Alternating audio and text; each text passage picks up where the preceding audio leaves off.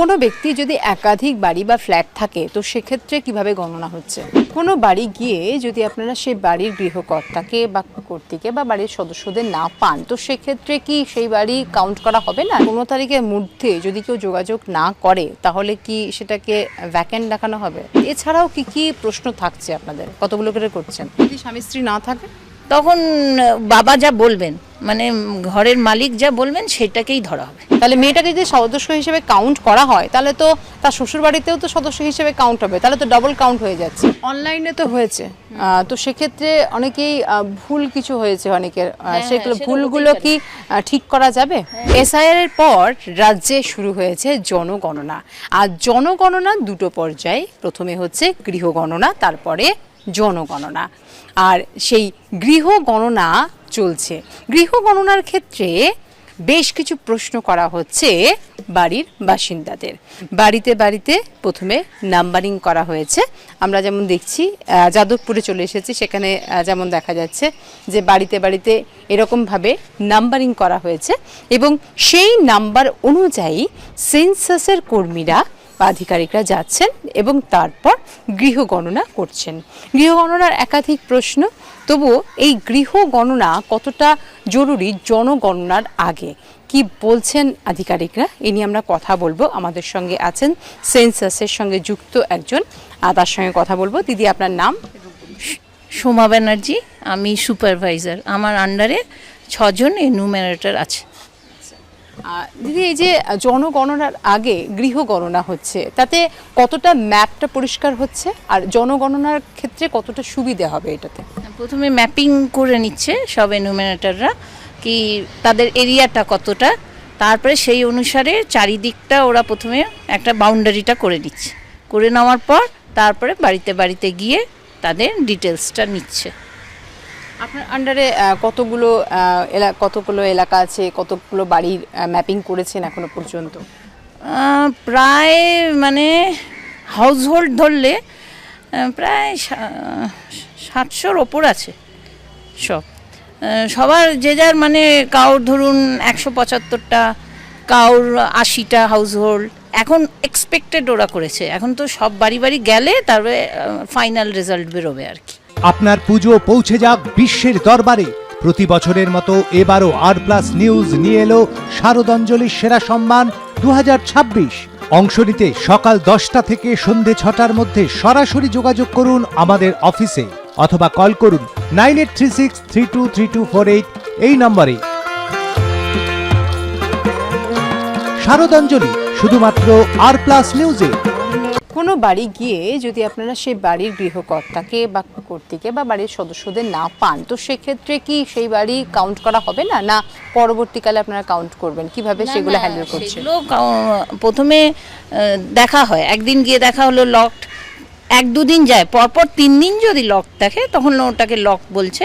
কিন্তু মানে ওরা করছে, যাচ্ছে গিয়ে দেখছে, যদি পরের দিন থাকে তখন পরের দিন আবার ওনার থেকে সব ডিটেলসগুলো নেওয়া হচ্ছে।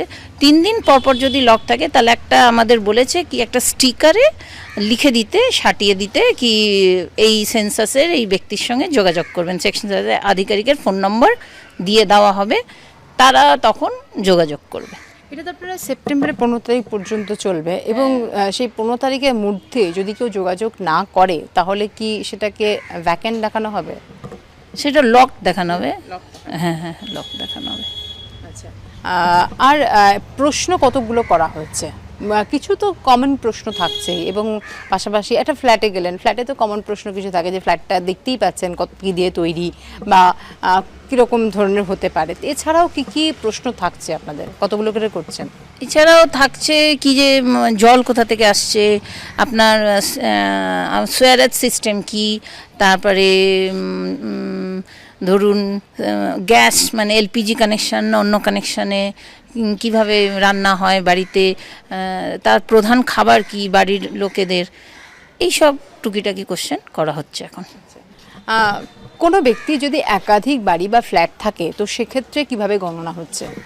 যেই বাড়িতে উনি থাকছেন সেই বাড়িতে ওনার গণনা হচ্ছে, আর বাকিগুলো যদি ভাড়া থাকে তাহলে ওই যে ভাড়াটে আছে তাদের গণনা হচ্ছে।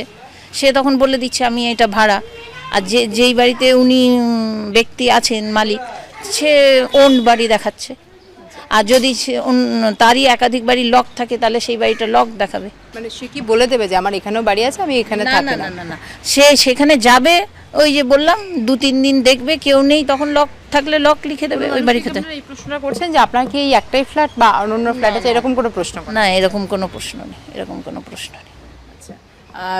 আর কি মানে এমন কি প্রশ্ন, মানে বিবাহিত মেয়েদের ক্ষেত্রে বাবার বাড়িতে অনেক সময় থাকে মেয়েরা, তো সেক্ষেত্রে দম্পতি হিসেবে কি ধরা হচ্ছে? সেই বাবার বাড়ি এতেই কি দম্পতি ধরা হচ্ছে, না তার স্বামীর বাড়িতে দম্পতি ধরা হচ্ছে? যদি বাবার বাড়িতেই স্বামী স্ত্রী থাকে তাহলে বাবার বাড়িতেই ধরা হবে। আচ্ছা, আর যদি স্বামী স্ত্রী না থাকে? তখন বাবা যা বলবেন, মানে ঘরের মালিক যা বলবেন সেটাকেই ধরা হবে। আচ্ছা, তো সেক্ষেত্রে মেয়েটাকে কি সদস্য হিসেবে কাউন্ট হচ্ছে? তাহলে মেয়েটাকে যদি সদস্য হিসেবে কাউন্ট করা হয় তাহলে তো তার শ্বশুর বাড়িতেও তো সদস্য হিসেবে কাউন্ট হবে, তাহলে তো ডবল কাউন্ট হয়ে যাচ্ছে। হ্যাঁ, এইটা একটা সম্ভাবনা আছে। যেমন আমরা একটা বাড়িতে এক্ষুনি গেছিলাম, তা তিনি বললেন আমি থাকি, আমার 2 মেয়ে থাকে। সব বলে দেওয়ার পর আমরা রেকর্ড সব করে নিলাম। তারপরে আবার আমি জিজ্ঞেস করলাম কি যে আপনার মেয়ে কি বিবাহিত? বললো হ্যাঁ বিবাহিত। তো উনি আবার অন্য জায়গায় থাকেন, মানে আমি যে জামাই এখানে থাকে, বললো না এখানে থাকে না। তাও কি করব, আমরা 3 জনের কাউন্টই করলাম। উনি আগে তো ইনফরমেশনটা তাই দিলেন কি আমরা 3 জন থাকি, 2 মেয়ে থাকি, আমি থাকি এখানে। আচ্ছা, কি রে, তোর বেশ র্যাশ হয়েছে দেখছি। হ্যাঁ রে, কি করব বলতো, র্যাশগুলো কিছুতেই কমছে না। অনেক কিছু ইউজ করলাম তবুও কমছে না। তুই এম্বার গৌরীদেবী হসপিটালসে দেখাতে পারিস, ওখানে ভালো এক্সপিরিয়েন্স ডার্মাটোলজিস্ট আছে। গৌরী দেবী হসপিটাল, রাজবাঁধ, দুর্গাপুর। যোগাযোগ 8001003333, 8001113333। অনলাইনে তো হয়েছে, তো সেক্ষেত্রে অনেকেই ভুল কিছু হয়েছে অনেকের, সেগুলো সেটা ভুলগুলো হতেই কি ঠিক করা যাবে? হ্যাঁ, এডিট অপশন তো আছে। সেটা কি আপনারা করে দিচ্ছেন? না না, এনুমারেটরদেরই আছে এডিট অপশন। ওরা কিছু পরে আবার জানলে বা আমাদের ওপর থেকে কিছু আবার ইনস্ট্রাকশন আসলে তখন এডিট করে আবার ওগুলোকে ঠিক করা হচ্ছে। আর যারা অনলাইনে করেছে, মানে গৃহগণনা অফলাইনে হওয়ার আগে অনলাইনে যখন হয়েছে, তখন যারা করেছে তাদের ক্ষেত্রে কি আবার করতে হচ্ছে, না কোনো একটা নাম্বার আছে সেই নাম্বারে দেখলে পরে এনুমারেটররা বলে দিচ্ছে না এই নাম্বার অনুযায়ী সব কিছু ঠিক আছে, আর করছেন না? হ্যাঁ, নাম্বারে যদি নাম্বারটা দেয়, সেই নাম্বারটা যখন এনুমারেটররা যাচ্ছে যদি নাম্বারটা পেয়ে যায় তাহলে তো ওয়েল নিয়ে, তাহলে ওদের খুব তাড়াতাড়ি শেষ হয়ে যাচ্ছে। কিন্তু অনেক ক্ষেত্রে দেখেছি নাম্বার দিলেও সেই নাম্বারটা আর আসছে না, তখন আমাদের ওপর থেকে বলছে না তাহলে আবার ফ্রেশ করে তোমরা সব কোশ্চেন অ্যান্সার করো। কোনো সন্দেহ হলে কি নথি দেখা হচ্ছে? না, নথি কিছু দেখা হচ্ছে না। জনগণনার ক্ষেত্রে কি কোনো নথি এমন দেখানো হতে পারে যেটা নাগরিকত্বের সঙ্গে সম্পর্ক, এরকম কিছু বলেছে? এরকম কিছু বলেনি। মানে জনগণনা নিয়ে কোনো ইনস্ট্রাকশন কি দেওয়া হয়েছে? ফেব্রুয়ারি মাসে জনগণনা হবে? না না না, কোনো ইনস্ট্রাকশন এখনো পর্যন্ত? শুনেছি কি ফেব্রুয়ারি মাসেও আবার হবে জনগণনা। এখন হাউস বিল্ডিংটা হচ্ছে গণনা, এখনও ওই সময় আসলে তখন আবার বোধহয় ট্রেনিং আমাদের হবে, তখন আবার সব হবে। অনেক ধন্যবাদ দিদি। Thank you. চলছে জনগণনার আগে গৃহগণনা, এবং সেই গৃহগণনা নিয়ে ব্যস্ত তো যারা এনুমারেটর আছেন, যারা সেন্সাসের কর্মী আছেন, তারা অবশ্যই ব্যস্ত, বিভিন্ন জায়গায় যাচ্ছেন তারা, এবং যারা গৃহের সদস্য তাদের সঙ্গে কথা বলছেন। সেখানে ছোটোখাটো কিছু সমস্যা হলেও সেগুলো বড় কিছু নয়, কারণ প্রশ্ন খুব একটা কঠিন নেই, কারণ গৃহ সম্পর্কিত বিভিন্ন প্রশ্ন করা হচ্ছে। পানীয় জল কোথা থেকে পাওয়া যায়, বা গৃহটি কিভাবে তৈরি, ফ্লোর কিভাবে তৈরি, বা ছাদ কি, এই সমস্ত প্রশ্ন করা হচ্ছে, যে সমস্ত প্রশ্নের উত্তর খুব সহজেই দিয়ে দিচ্ছেন গৃহের বাসিন্দারা। 2027 সালের ফেব্রুয়ারি মাসে জনগণনা হওয়ার কথা, তখনও কিছু প্রশ্ন নিয়ে আপনার আমার প্রত্যেকের বাড়িতেই উপস্থিত হবেন এই গণনাকারীরা, এবং তারা আবারও হয়তো অনলাইন বা অফলাইনে এই গণনা করবেন। তার আগে গৃহ গণনা সেটা খুব ভালোভাবেই হচ্ছে, এমনটাই কিন্তু যেমন বক্তব্য গণনাকারীদের, তেমনই যাদের বাড়ি যাচ্ছেন তারাও খুব একটা বিব্রত হচ্ছেন না, এমনটাও কিন্তু তাদের বক্তব্য। ক্যামেরায় কৃষ্ণেন্দু মজুমদারের সঙ্গে নাজের রহমানের রিপোর্ট, আর+ নিউজ, কলকাতা।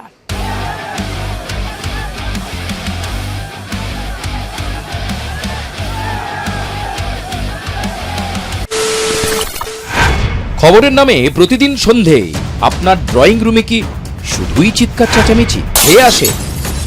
বিতর্কের নামে চলে গালাগালি আর কাদা ছোড়াছুড়ি। এবার সময় পরিবর্তনের, কারণ আমরা কান ফাটানো চিৎকারে বিশ্বাস করি না। আমরা বিশ্বাস করি খবরের সত্যতায়। আমরা কোনো পক্ষের হয়ে গলা ফাটাই না, আমরা সাধারণ মানুষের হয়ে প্রশ্ন তুলি। চিৎকার নয়, শুধু খবর হবে যেখানে বিতর্ক আছে কিন্তু কুৎসিত ঝগড়া নেই। সঠিক তথ্য, বিশ্বস্ত খবর। নজর রাখুন আর প্লাস নিউজে।